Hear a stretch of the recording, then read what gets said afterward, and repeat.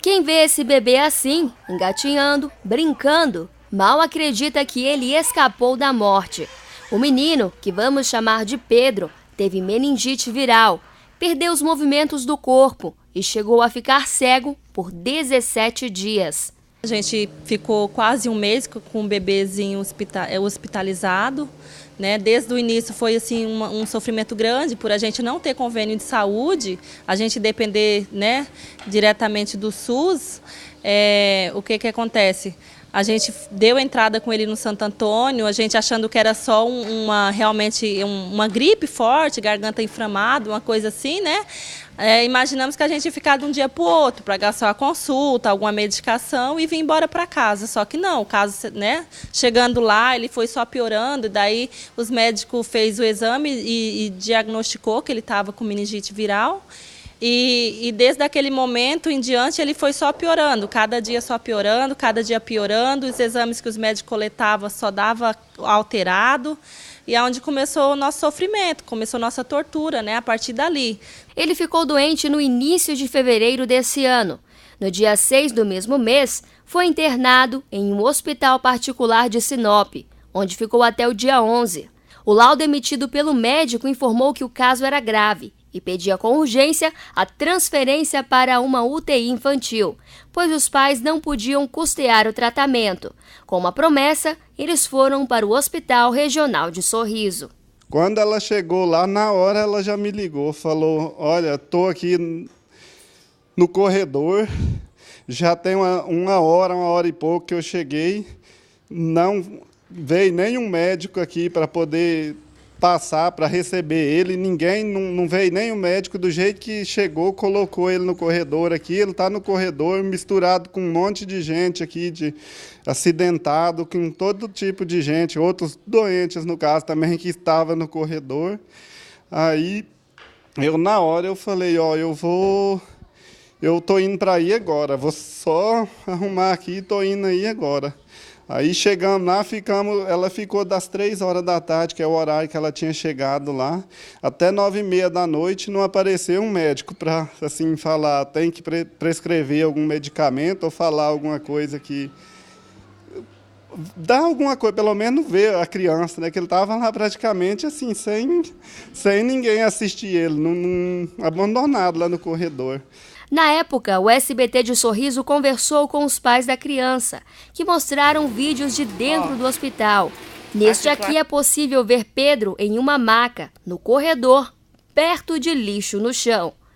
O menino ficou internado no regional por um dia, quando a família conseguiu uma vaga por meio do SUS em um hospital de Anápolis, no Goiás.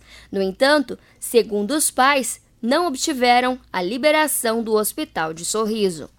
Conseguiu a vaga lá e eles não davam a regulação, mas de forma nenhuma, a gente tentando pedir na regulação para eles fazer a regulação para a gente estar enviando ele para... que aí eu ia pagar a UTI, porque eu já tinha falado com o pessoal que eu trabalho aqui, tinha vendido o carro para eles iam me arrumar o dinheiro para poder eu pagar a UTI aérea. Falei com o meu amigo também, ele me arrumou mais 10 mil, que no caso a UTI estava em 29 mil.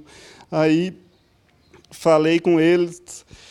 Eles não tinham o que fazer com que nem falar com os médicos lá. Eu passava o número daqui para os médicos de Goiás, para poder os médicos de Goiás ligavam aqui, eles não atendiam de jeito nenhum. Meu primo ligou e falou, ó, eu consegui uma vaga, só que nisso você precisa, pelo menos deles, se eles não querem dar essa regulação, então pelo menos eles têm que passar um laudo para cá para dizer como que está a criança para poder o hospital daqui receber. Aí eles passaram o laudo e vocês foram para lá? Esse laudo foi outra luta, por incrível que pareça, a doutora também não que estava atendendo ele, a pediatra de plantão no dia, não queria fornecer esse laudo, não e não ia.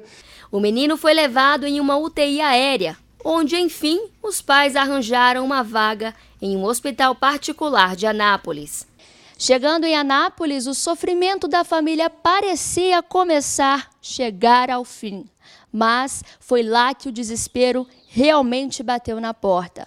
Além da meningite, o bebê foi diagnosticado com coreia e encefalite. Quando chegou lá, a médica intensivista da UTI, a doutora Aissa, que atendeu ele lá no momento, ela falou assim, meu Deus, o que aconteceu com essa criança? A criança está mal cuidada, desidratada, ela está precisando de cuidado, ela está precisando de ser hidratada. Na hora entraram com ele para a UTI, né? E da onde começou a fazer a medicação certa, começou o tratamento certo. Que até o que ela passou para nós é o seguinte, que ele chegou naquele ponto, né? Que ele chegou, porque ele não estava tendo o atendimento certo aqui. Ele não entraram com medicação para a Coreia e não tinha entrado com medicação para encefalite. Até então aqui eles estavam tratando só a meningite e ele estava com mais 2 doenças graves. A encefalite é uma inflamação que atinge o cérebro e a coreia é um distúrbio anormal de movimento involuntário. Começou a dar rigidez no pescoço e começou a virar o olho. Nessa hora não tinha um médico lá, assim, porque nós já estava falando para eles ir lá e não aparecia. Eu saí desesperado para chamar um médico para poder socorrer, que eu vi que ele estava complicada a situação dele. Foram 4 dias na UTI. Depois, ele foi levado para um quarto e recebeu alta no dia 22 de fevereiro. Há cerca de 1 mês e meio em casa, Pedro engatinha pela área. Com 1 ano e 1 mês de vida, o menino ainda não aprendeu a andar em consequência da doença. A família fez uma rifa para custear as despesas do tratamento. A dívida chega a R$70 mil. Mesmo diante da dificuldade, eles se sentem gratos por terem o pequeno Pedro de volta, em perfeita saúde.